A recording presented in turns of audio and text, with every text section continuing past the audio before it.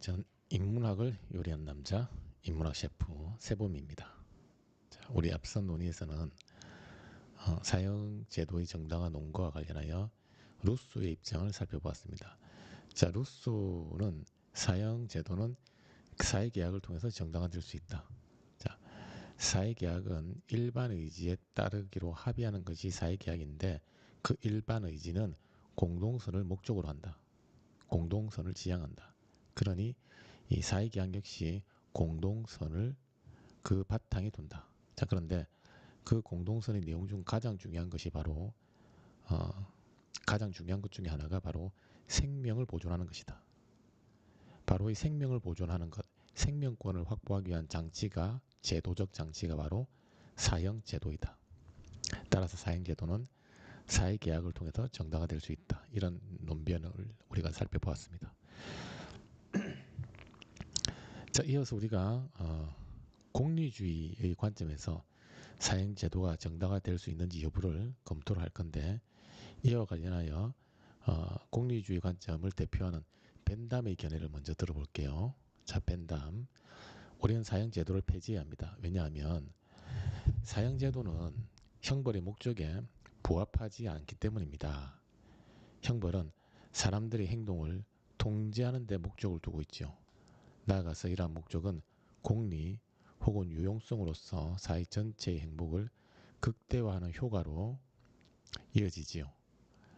자, 그런데 응보주의에 따른 사형제도는 형벌의 이러한 목적을 달성할 수 없습니다. 결국 사형제도는 범죄자의 행동을 통제하여 사회 전체의 행복으로서 공리를 극대화하는 데 기여하지 못하는 셈이지요. 자, 벤담은 사형제도에 대해서 반대 입장을 취하고 있습니다. 그 이유가 사형제도가 형벌의 목적에 부합하지 않는다는 거예요. 그럼 형벌의 목적은 뭐냐? 바로 행동을 통제하는 건데, 사형제도가 행동을 통제하는 형벌의 목적에 부합하지 않는다는 거죠. 형벌의 목적에 부합하지 않으면 어떻게 되느냐? 형벌의 목적에 부합해야만 그 형벌이 사회 전체 행복을 극대화하는 효과로 이어지는데, 사형이 행동을 통제하는 형벌의 목적에 부합하지 않으니 결국 사형은 사회 전체 행복을 극대화하는 효과로 이어지지 않는다는 거예요. 따라서 이러한 공리주의가 지향하는 도덕적 선에 부합하지 않으니 사형제도는 폐지되어야 된다. 나는 사형에 반대한다. 이런 입장을 취한다는 거죠. 자, 그러면 이제 우리가 여기서 체크해야 될 건 사형에 도대체 어떤 문제가 있길래 행동을 통제하는 형벌의 목적에 부합하지 않는가, 이 부분을 체크해야 됩니다. 자, 형벌의 목적에 부합하지 않는가를 체크해야 됩니다. 도대체 사형이 어떤 문제가 있기에 형벌의 목적에 부합하지 않아서 궁극적으로 사회 전체 행복을 증가시키는 데 기여하지 않는가. 자, 그래서 우리가 형벌의 목적을 형벌의 목적은 행동을 통제하는 것인데, 벤담의 입장에 따르면 사형에 어떤 문제가 있어서 행동을 통제하는 형벌의 목적에 부합하지 않는가, 이 부분을 체크해야 되는데, 이 부분을 체크하기 위한 선결 작업으로서 먼저 이루어져야 할 작업으로서 형벌이 속한 법, 법의 한정적이죠. 형벌은 이 법에 대해서 한번 법에 대한 벤담의 관점을 먼저 체크하고 넘어가겠습니다. 이러한 저희 입장과 관련하여 먼저 법의 기본적 목적을 살펴볼 필요가 있습니다. 모든 법의 일반적 목적은 공동체 전체의 행복을 증가시키는 것입니다. 법은 이러한 목적을 가지거나 가져야 합니다. 그러니 이러한 목적을 위해 가능한 우선적으로 취할 조치는 공동체 전체의 행복을 감소시키는 경향이 있는 모든 요인을 제거해야 합니다. 달리 말하자면 해악을 제거해야 합니다. 법의 목적은 무엇인가? 법의 기본적 목적은 무엇인가? 그것은 공동체 전체의 행복을 증가시키는 것이다. 그런데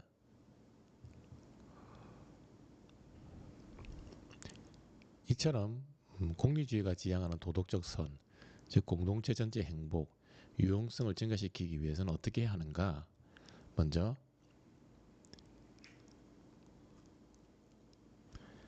공동체 전체 행복을 감소시키는 경향이 있는 요인, 즉 해악을 제거해야 된다. 해악을. 그런데 형벌은 행복을 증가시키는 것이 아니라 해악을 가하는 것이기에 그 자체로 악이다.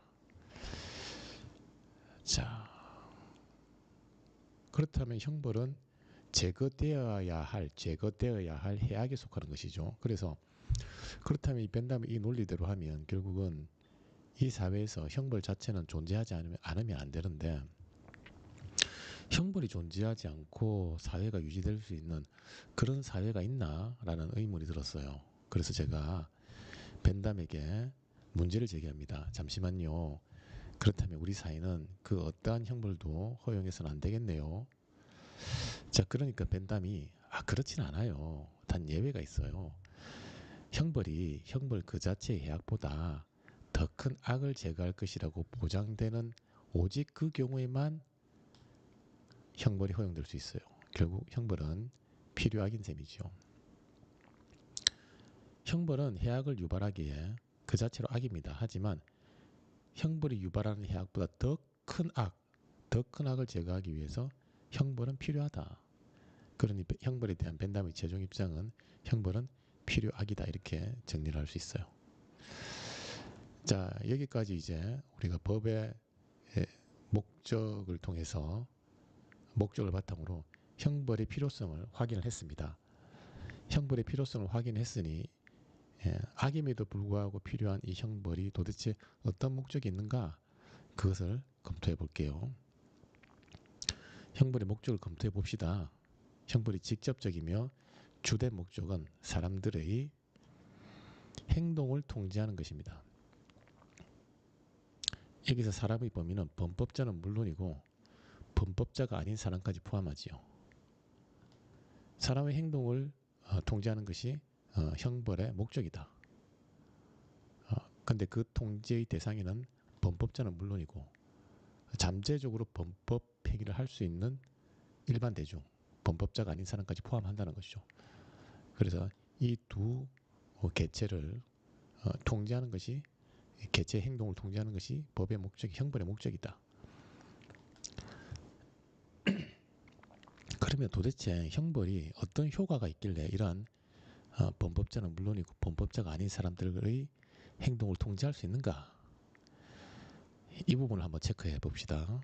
자, 사람의 행동을 통제하는 방식은 세 차원에서 이루어질 수 있어요. 먼저 교화 혹은 교정은 범법자의 의지에 영향을 미쳐 그 범법자의 행동을 통제합니다. 즉, 교화를 통해 범법자의 의지를 변화시켜 범죄를 저지르려는 욕망을 제거합니다.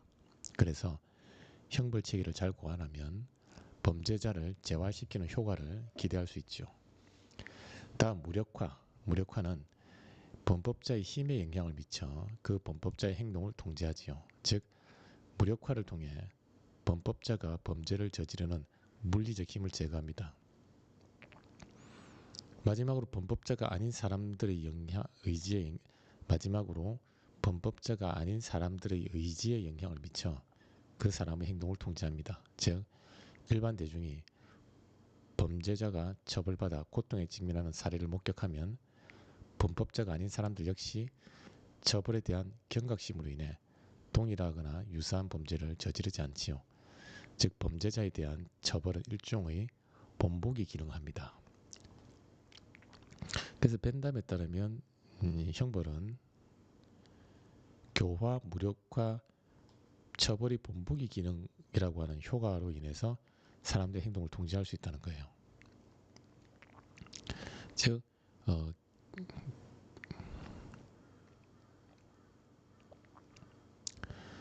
K가 더 이상 사람을 살해하려는 그런 욕망을 가지지 않도록, 그런 욕망을 가진 인간에서 가지지 않은 인간으로 변화시킨다, 교화한다.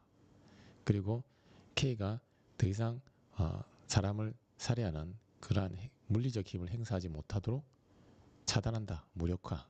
그리고 K가 처벌받는 것을 일반 대중이 보면 잠재적 범법자로서 출연할 수 있는 일반 대중이 처벌에 대한 경각심으로 인해서 K와 유사한 범죄를 저지르지 않는다. 즉 처벌의 본보기 효과로 인해서 인간의 행동을 통제할 수 있다.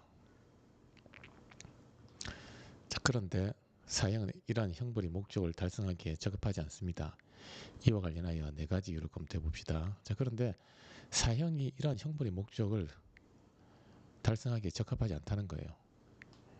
지금부터 제시할 네 가지 이유 때문에 그렇다. 그 네 가지 이유가 뭔지 봅시다. 첫째, 사형의 비효율성을 들 수 있습니다. 형벌의 목적 중 하나는 무력화입니다. 범죄자를 격리시켜 범죄를 저지르는 물리적 힘을 차단하면 무력화의 효과를 기대할 수 있어요. 무력화의 가장 극단적 방식이 사형입니다. 그런데 사형이 아닌 종신노역형을 통해서도 무력화의 효과를 달성할 수 있어요. 그런데 굳이 범죄자의 생명을 박탈하는 극심한 고통을 불필요하게 유발하여 무력화의 효과를 달성하는 것은 비효율적입니다. 특히 악을 제거할 때 필요한 최소한의 고통을 가하는 절약성을 고려할 때 동일한 무력화의 효과를 기대할 수 있다면 범죄자에게 큰 고통을 유발하는 사형보다 상대적으로 덜 고통을 유발하는 종신형이 더욱 효율적입니다. 결국 사형은 고통을 최소화하여 범죄자를 무력화하는 효과를 기대할 수 없는 셈이죠. 앞서 언급드린 것처럼 형벌의 목적은 무력화입니다. 그런데 무력화를 할 수 있는 방법이 두 가지가 있어요. 예를 들면 사형도 있고 종신형도 있죠. 사형은 범죄자를 완전히 제거하여 물리적 힘을 차단하는 것이고, 종신형은 그 범죄자를 평생 동안 일생을 범죄자의 남은 생애를 감옥이라는 곳에 가두어둠으로써 물리적 힘을 차단하는 것이죠. 자, 그런데 사형과 종신형 모두 무력화의 효과를 달성할 수 있지만 벤담이 볼 때는 사형은 비효율적이라는 것이죠. 왜? 자, 효율성의 개념은 뭐냐면 어떤 결과를 달성하기 위해서 가능하면 최소의 비용으로 그 결과를 달성하는 것이 효율적입니다. A라는 처치는 100이라는 비용이 들고 B라는 처치는 50이라는 비용만으로도 동일한 목적을 달성할 수 있다면 B라는 조치가 더 효율적인 것이죠. 마찬가지로 사형도 무력화의 효과를 달성할 수 있고 종신형도 무력화의 효과를 달성할 수 있는데, 사형은 극심한 고통을 유발하면서 무력화의 효과를 달성하는 것이고, 종신형은 사형보다 상대적으로 덜한 고통을 유발하면서 무력화의 효과를 달성하는 것이죠. 그러면 어떤 것이 더 효율적입니까? 고통을 덜 유발하면서 무력화의 효과를 달성하는 종신형이 더 효율적이죠. 결국 이 말은 사형은 고통을 최소화하면서, 즉 이 벤담이 말하는 절약성의 원리에 부합하면서 무력화라는 효과를 달성하기에는 효율적이지 않다. 비효율적이다. 그래서 고통을 최소화하면서 무력화의 효과를 달성하는 형벌의 목적이 부합하지 않는다. 그래서 나는 사형을 반대한다. 이런 입장이죠. 이어서 둘째, 사형의 회복 불가능성을 들 수 있습니다. 형벌의 목적 중 하나는 교화 혹은 교정입니다. 그런데 만약 오판으로 인해 사형이 집행되면 무고한 사람의 죽음을 다시는 되돌릴 수 없어요. 그러니 교화의 가능성 자체를 차단하게 됩니다.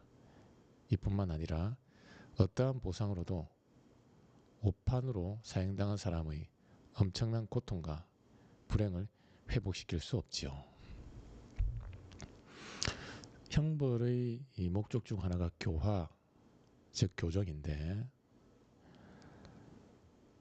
만약에 오판으로 인해서 K를 사형시키게 되면 교화의 대상 자체가 증발해버리기 때문에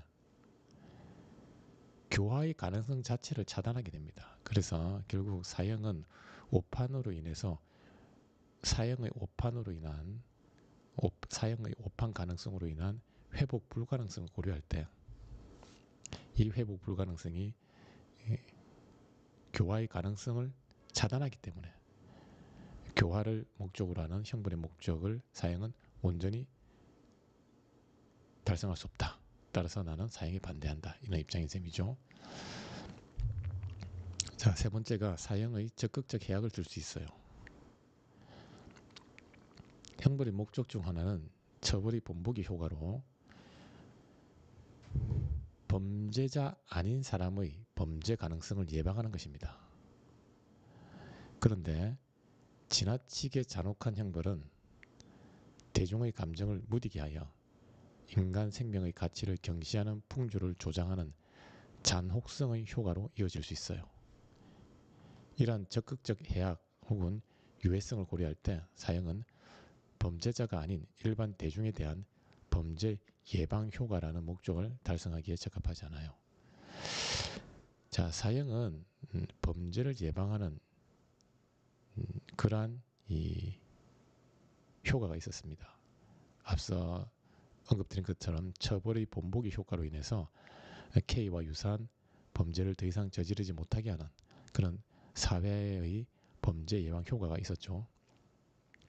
이것이 형벌의 목적인데 사형은 오히려 이렇게 범죄를 예방하는 효과가 있기보다는 범죄 예방 효과를 약화시키는 그런 해악이 있다는 거예요. 왜 그런 해악이 발생하느냐? 사형이 너무나 잔혹해서 이렇게 잔혹한 사형이 계속해서 이루어지면 사람들은 그 잔혹성에 민감해지는 것이 아니라 무디어진다, 둔감해진다. 따라서 아무렇지도 않게 잔혹한 범죄를 저지르게 될 가능성이 높다. 즉 범죄 예방 효과가 있는 것이 아니라 범죄 예방 효과를 약화시키는 이러한 해악, 유해성을 고려할 때 사형은 적극적 해악이다. 따라서 범죄 예방 효과라는 목적을 달성할 수 없다. 따라서 나는 사형에 반대한다. 이런 입장을 취하게 되는 것입니다. 자, 이어서 네 번째, 잘못된 사면이 초래하는 악의 증폭을 들 수 있어요. 사면은 사형과 관련한 형벌에서도 이루어집니다. 자, 사형제도에 사면이 적용되면 형벌 체계가 임의적이고 일관적이지 않다는 인상을 줄 수 있어요. 이러한 부정적 인상은 가혹한 법 체계가 예측할 수 없는 방식으로 작동한다는 불신을 낳지요. 결국 법의 권위와 정당성은 무너져요. 법의 권위와 정당성이 무너지면 범죄를 억제하려는 형벌의 목적은 훼손됩니다.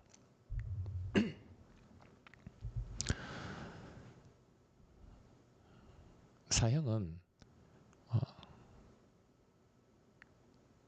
통치권자의 어떤 조치로 인해서 그 사형 대상자가 사면이 될 수 있습니다. 사면. 그럼 일반 대중이 볼 때는 저렇게 가혹한 이 법이 통치자의 의지에 따라서 시행될 수도 있고 시행되지 않을 수도 있구나. 그렇다면 결국 법은 언제 시행될지 언제 시행되지 않을지 예측할 수 없구나. 법은 신뢰를 할 수 없어. 그렇게 되면 대중의 불신에 직면하게 되고 법이 그런 대중의 불신에 직면하면 법은 더 이상 지켜야 된다라고 하는 권위와 정당성을 상실하게 됩니다. 그러면 모두가 법을 우습게 보게 되겠죠. 즉 법의 권위와 정당성이 올바로 서야만 그 법을 잘 지켜서 범죄를 억제하는 효과에 기여하는데 이러한 사면이 낳는 예측할 수 없는 불신으로 인해서 법의 권위와 정당성이 무너지면 범죄를 억제하는 효과에 기여하지 못하게 됩니다. 따라서 이렇게 잘못된 사면이 초래하는 악의 증폭, 즉 법의 권위와 정당성의 무너뜨리는 법 체계가 적용될 때 예측할 수 없는 방식으로 작동하여 일반 대중의 불신을 낳고 이러한 불신으로 인해서 법의 권위와 정당성이 무너져서 결국은 범죄를 억제하는 효과를 기대하는 형벌의 목적을 달성할 수 없으니 사형에 반대한다. 이렇게 이 벤담은 정리하고 있습니다. 자, 결국 여기까지 벤담은 사형이 가진 네 가지 문제점으로 인해서 사형은 형벌의 목적을 달성할 수 없고 그 결과 사회 전체 행복을 증가시키는 유용성에 기여하지 않는다. 따라서 사형에 반대한다. 이러한 논증을 펼치고 있습니다. 자, 이상의 논의를 정리하자면 공동체의 행복이라는 법의 목적을 실현하기 위한 선결 조건으로서 우리는 해악을 제거해야 합니다. 물론 형벌 역시 그 자체로 악입니다. 하지만 보다 더 큰 악을 제거하기 위한 수단으로 형벌이 허용될 수 있지요. 그렇다면 형벌로서 사형은 역시 허용되어야 하는가? 그렇지 않습니다. 왜냐하면 사형은 법의 목적, 즉 사형은 형벌의 목적, 여기서 법이 아니라 형벌이죠. 형벌의 목적, 즉 교화와 무력화 그리고 처벌의 본보기 효과를 달성하기에 적합하지 않기 때문입니다. 그러면 왜 사형이 이러한 법의 목적을 달성하기에 적합하지 않은가? 이와 관련하여 네 가지 요인을 들 수 있습니다. 즉 사형의 비효율성, 회복 불가능성, 적극적 해악, 잘못된 사면이 초래하는 악의 증폭입니다. 따라서 저는 사형에 반대합니다. 그래서 이 벤담은 잘못된 사면이 초래하는 악의 증폭, 적극적 해악, 회복 불가능성, 그리고 비효율성으로 인해서 사형이 형벌의 목적인 교화, 무력화, 처벌의 본보기 효과를 달성하지 못한다는 거예요. 따라서 형벌이 이러한 목적을 달성하지 못하니 악을 제거하여 사회 전체 행복을 증가시키는 법의 목적으로 이어지지 않겠죠. 즉 유용성 증가로 이어지지 않습니다. 그래서 이 벤담은 사형에 반대한다. 이렇게 정리할 수 있습니다.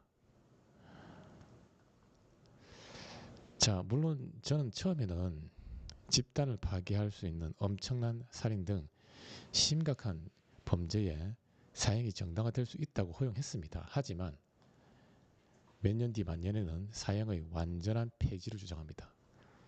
이러한 제 관점의 변화에 영향을 미친 학자는 베카리아입니다. 베카리아는 범죄와 형벌이란 저작을 통해서 사형제 폐지를 주장합니다. 저는 이러한 베카리아의 견해를 인정하고 칭찬합니다. 특히 베카리아는 사형이 범죄율 감소에 효과적이지 않다는 이유로 사형 폐지를 주장하지요. 자, 그래서 벤담은